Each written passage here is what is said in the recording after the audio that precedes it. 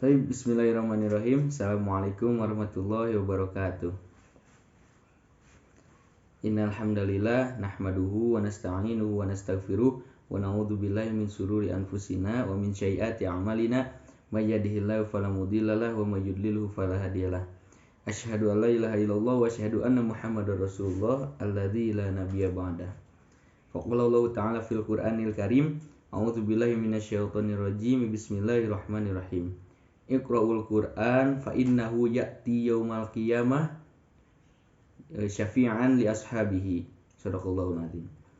Pertama-tama dan yang paling utama, marilah kita panjatkan puja-puji beserta syukur kita ke hadirat Allah Subhanahu wa taala yang telah memberikan kita beribu-ribu nikmat, berjuta-juta nikmat. Bahkan jika kita menghitung-hitung nikmat Allah, kita tidak akan bisa menghitungnya. Salah satunya yaitu nikmat kesehatan dan nikmat umur yang masih kita rasakan sampai hari ini. Tak lupa salawat bertautan dengan salam semoga tetap terlimpah curahkan kepada baginda besar kita, yakni Habibana wa Nabiyyana wa Maulana Muhammad sallallahu alaihi wasallam, yang telah membawa kita dari zaman jahiliyah hingga zaman yang terang benderang dengan keilmuan.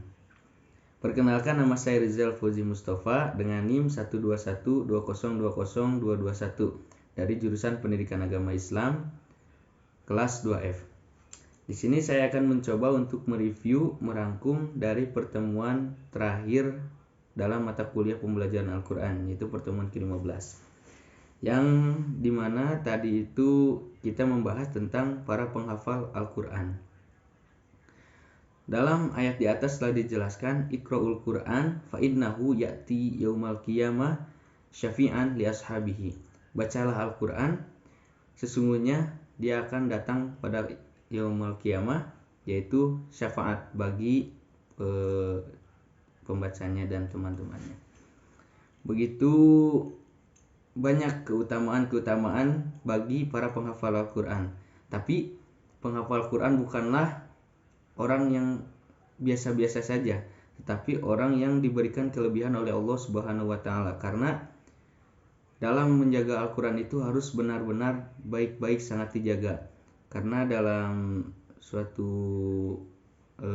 guru saya pernah bilang bahwa barang siapa yang telah melupakan Al-Quran itu katanya dosa gitu. Makanya itu para menghafal Al-Quran itu harus banyak-banyak murojaah agar supaya tidak hilang hafalannya. Menurut Ustadz Adi Hidayat juga banyak keutamaan para penghafal Al-Quran, yaitu salah satunya yaitu diberikan kehormatan bagi orang tuanya ketika di akhirat kelak, lalu diutuhkan jasadnya ketika dikubur nanti di alam kubur, lalu dibukakan pintu surga sebesar-besarnya bagi para penghafal Al-Quran. Tapi Ustadz Adi Hidayat juga membagi para penghafal Al-Quran itu terbagi menjadi 3. Yang pertama ada penghafal Al-Quran yang zolim, yang kedua ada para penghafal Al-Quran yang belum bisa mengamalkannya, dan yang ketiga adalah penghafal Al-Quran yang langsung mengamalkannya.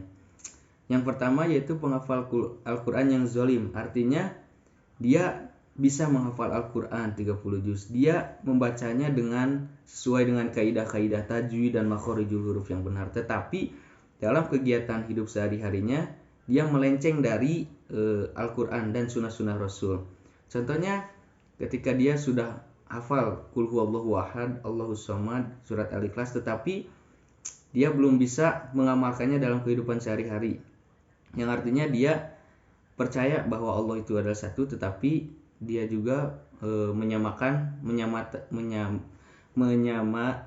setarakan agama Islam dengan agama yang lain.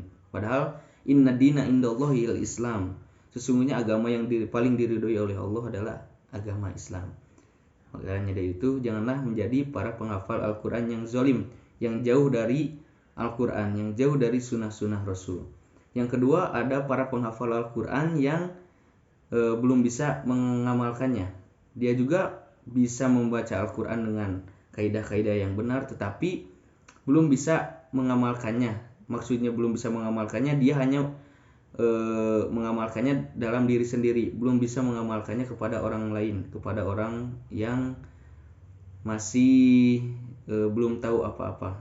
Nah, makanya dari itu setiap kita membaca Al-Quran, setiap kita sudah tahu apa arti, terus apa kaidah dari surat ini, lebih baik kita mengamalkannya. Al ilmu bila amalin kasyajari bila tamarin. Ilmu tanpa diamalkan itu bagaikan pohon tanpa buah. Lalu yang ketiga ada para penghafal Al-Quran yang langsung mengamalkannya. Walaupun dia belum tahu 30 juz, tapi setiap dia menghafal Al-Quran, setiap dia mengartikan, memahami suatu Al-Quran, surat Al-Quran, dia langsung mengamalkannya. Nah, itulah para penghafal Al-Quran yang paling diridhoi oleh Allah Subhanahu wa taala, karena dari setiap menghafalnya dia langsung mengamalkannya. Setiap menghafal Quran surat ini dia langsung mengamalkannya. Nah, maka dari itu kita harus menjadi para penghafal Al-Quran yang selalu bisa mengamalkan kepada masyarakat luas, khususnya bagi umat Islam tersendiri dulu, baru kepada orang lain. Mungkin cukup sekian review dari saya, mudah-mudahan bermanfaat. Kurang lebihnya mohon dimaafkan. Wabillahi taufiq wal hidayah. Assalamualaikum warahmatullahi wabarakatuh.